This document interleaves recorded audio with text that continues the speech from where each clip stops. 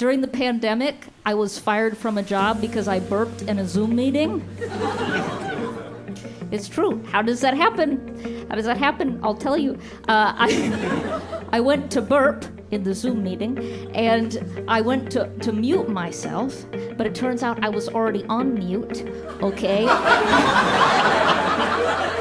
So instead, I unmuted myself, burped, remuted myself,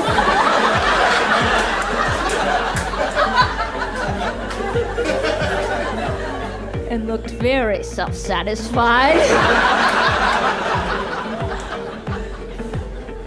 And then, this is also true, in the meeting where they fired me, they told me that afterwards I smiled.